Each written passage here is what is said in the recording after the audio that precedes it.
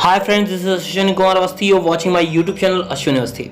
आज की इस वीडियो में बात करने वाले हैं आपके IT tools and business systems यानी रिवाइज सिलेबस 4 और रिवाइज सिलेबस 5 के आधार पर जो क्वेश्चंस आ सकते हैं उनका एक 50 का सेट्स मैंने आपके लिए बनाया है। 50 इंपॉर्टेंट क्वेश्चन का पेपर मैंने बनाया है, सिर्फ ऑब्जेक्टिव्स में इन्वॉल्व किए हैं जिसमें आपके ऑब्जेक्टिव तैयार हो जाएं। इसके अलावा मैं ट्रू एंड फॉल्स भी लाऊंगा। इसके अलावा अगर आप चाहते हैं कोई और पेपर के मैं इस तरीके के सेट्स बनाकर आपको प्रोवाइड कराऊं तो आप कमेंट सेक्शन के माध्यम से मुझे जरूर बताइएगा। वीडियो में आगे बढ़ने से पहले मैं बता दूं कि अगर आपने चैनल पर पहली बार आए हैं तो मेरे चैनल को अभी सब्सक्राइब करें तथा पास में लगे घंटे के बटन को जरूर प्रेस करें ताकि आप आ सकें मेरी वीडियो सबसे पहले। तो चलिए चलते हैं, बात करते हैं आपके इंपॉर्टेंट क्वेश्चन के बारे में जो मैंने 50 क्वेश्चन आपके लिए तैयार किए हैं। पहला क्वेश्चन है The three main component of the digital computer are। तो डिजिटल कंप्यूटर के मेन 3 कंपोनेंट्स की अगर हम बात करें तो यहाँ पर जो सी आंसर है ये आपके सामने हो जाएगा, यानी मेमोरी, इनपुट और आउटपुट और सीपीयू, ये 3 यहाँ पर रिप्रेजेंट कराएंगे। Second question which of the following is the volatile memory की अगर हम बात करें तो यहाँ पर RAM, random access memory is the right answer, यानी बी आंसर हो जाएगा इसका। नेक्स्ट क्वेश्चन है which of the following is the binary number is divisible by 4। तो यहाँ कौन सा ऐसा बाइनरी नंबर है जो डिविजिबल बाय 4 हो जाएगा, तो यहाँ पर बी आंसर हो जाएगा इसका, ये आपका डिवाइड हो जाएगा आराम से 4 से। The cost of storing A bit of the minimum in. तो रजिस्टर के अंदर जो है वो एक बिट स्टोर हो जाती है, तो यहाँ पर रजिस्टर इसका आंसर हो जाएगा। इसके बाद the resolution of dot matrix printer is measured in. तो डॉट मैट्रिक्स प्रिंटर का जो रेजोल्यूशन होता है वो डॉट पर इंच में होता है, यानी इसका आंसर बी होगा। इसके बाद Linux operating system and operating system. तो लाइनस ऑपरेटिंग सोर्स जो है वो एक ऑपरेटिंग सिस्टम है, ये सीधी बात है, ए आंसर हो जाएगा। Map is IP address with the domain name of sites. तो डोमेन नेम के साथ आईपी एड्रेस जो रखता है वो डीएनएस यानी डोमेन नेम सिस्टम कहलाता है। The terms DBM stands for जो डेटाबेस मैनेजमेंट सिस्टम, इसका फुल फॉर्म होता है, यानी बी इसका आंसर राइट होगा। मगर जो लोग रिवाइज सिलेबस 5 के हैं उनके लिए ये क्वेश्चन इंपॉर्टेंट नहीं है क्योंकि उनके में ये क्वेश्चन नहीं आता। उन्होंने सिलेबस जो चेंज किया है उसमें ये डेटाबेस हटा दिया गया है। नेक्स्ट आता है most commonly used web browser. तो आपका यहाँ इंटरनेट एक्सप्लोरर आंसर हो जाएगा ए। नेटस्केप एंड नेविगेटर जो था वो पहले यूज किया था। ए निबल कंसिस्ट ऑफ, तो निबल के अंदर 4 बिट्स होती हैं, बी आंसर हो जाएगा। The 3 main component of digital computer systems are. तो ये क्वेश्चन मेरे ख्याल से रिपीट कर गया है तो इसको इग्नोर कर देते हैं। 12 क्वेश्चन जो हो जाता है which one is the not a type of memory. तो इसमें कौन सी मेमोरी नहीं है, तो जॉयस्टिक जो है वो मेमोरी नहीं है। इसके बाद एक इनपुट डिवाइस है वो। Which of the following is the extension indicate the create a in paint. तो पेंट में 2 प्रकार के एक्सटेंशन बनते हैं। पहले जो दो विंडोज एक्सपी की अगर हम बात करें तो बीएमपी क्रिएट होता था।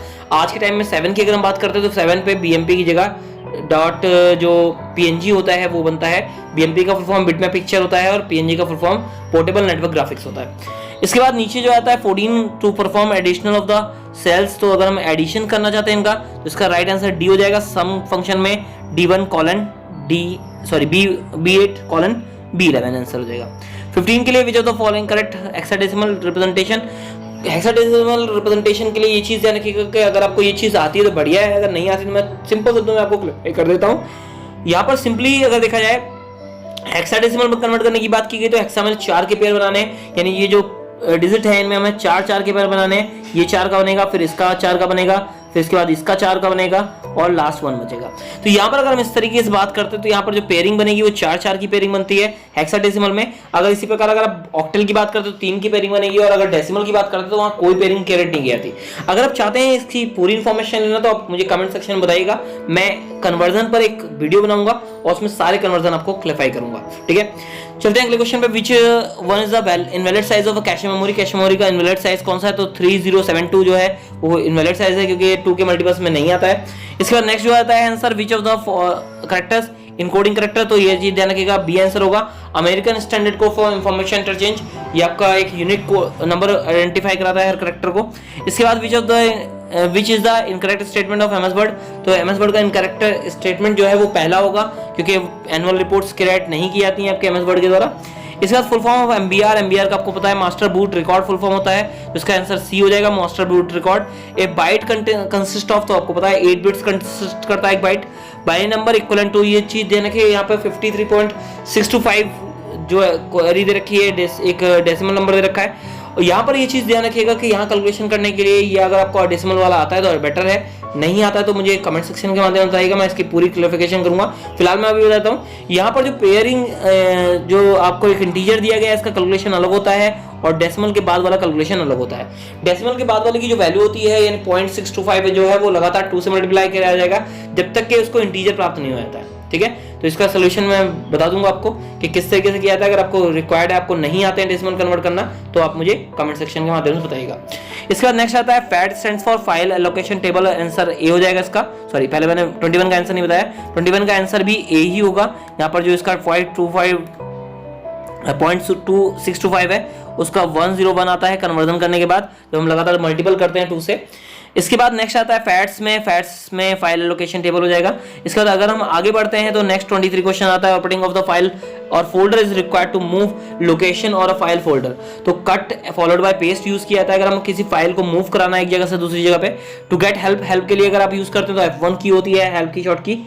इसके बाद operating system can be installed from the following resources, तो इसका डी हो जाएगा क्योंकि डिस्क से भी होता है, नेटवर्क से भी होता है, रिमोट स्टोरेज चैनल से भी होता है। 26 की अगर हम बात करें, device is required to internet connection, तो NIC card, network interface card जो होता है वो रिक्वायर्ड होता है आपका इंटरनेट कनेक्शन के लिए। साइज ऑफ फ्लॉपी डिस्क, आपको पता है कि 3 प्रकार की फ्लॉपी डिस्क आती हैं, पहली आती है 3.5 इंच, दूसरी 5.25 इंच और तीसरी 8 इंच की। तो यहाँ जो राइट आंसर होगा वो 5.25 होगा यानी ए होगा। इसके बाद memory is used to store BIOS on motherboard, तो रोम पर स्टोर होती है BIOS, basic input output system आपका रोम पर स्टोर होता है यानी रीड ओनली मेमोरी स्टोर होता है। Is a known as a high level language, तो माइक्रोसॉफ्ट .NET जो है वो एक हाई लेवल लैंग्वेज के रूप में यूज होती है, बाकी सब विंडोज हैं और एक कंपनी है। User interact with the operating system through a set of commands, तो इसका राइट आंसर कमांड हो जाएगा, कमांड के थ्रू एक यूजर इंटरेक्ट कर सकता है आपके ऑपरेटिंग सिस्टम से। नेक्स्ट जो होता है which of technology used to inculcate the aptitude test, तो OMR इसका राइट आंसर हो जाएगा। नेक्स्ट जो होता है SQL स्टैंड्स फॉर, आपको पता है स्ट्रक्चर्ड क्वेरी लैंग्वेज का फुल फॉर्म होता है, तो ये आपका बी हो जाएगा, स्ट्रक्चर्ड क्वेरी लैंग्वेज। इसके बाद 33 की अगर हम बात करें, which of following is the impact printer, impact printer की अगर हम बात करें तो इम्पैक्ट प्रिंटर यहाँ पर जो है वो डॉट मैट्रिक्स है, डॉट मैट्रिक्स एग्जांपल होता है इम्पैक्ट प्रिंटर का, तो यहाँ पर डी आंसर हो जाएगा। इसके बाद to cut text from the clipboard, तो Ctrl+X होता है, ये आपका डॉक्यूमेंट से अगर आपको कट करना है टेक्स्ट को। राउंड में अगर हम बात करते हैं तो राउंड पर जो वैल्यू होती है वो -3 है, निगेटिव में है, निगेटिव में है तो राउंड ऑफ जो होगा वो नंबर्स में होगा, इसलिए 3 को राउंड ऑफ करेंगे, यहाँ 5 से छोटा है इसलिए 0 हो जाएगा, आंसर डी हो जाएगा 1000। The number of bit use to BCD, तो 4 डिजिट यूज की जाती है BCD में, इसका राइट आंसर बी हो जाएगा। नेक्स्ट आता है 37, number is based 8 are called, तो अगर 8 किसी का बेस है तो ऑक्टल नंबर कहलाता है। Collection of the worksheet is called, worksheet का जो कलेक्शन होता है वो वर्कबुक कहलाता है और वर्कबुक कलेक्शन वर्क स्पेस कहलाता है, तो यहाँ इसका आंसर वर्कबुक हो जाएगा, बी हो जाएगा।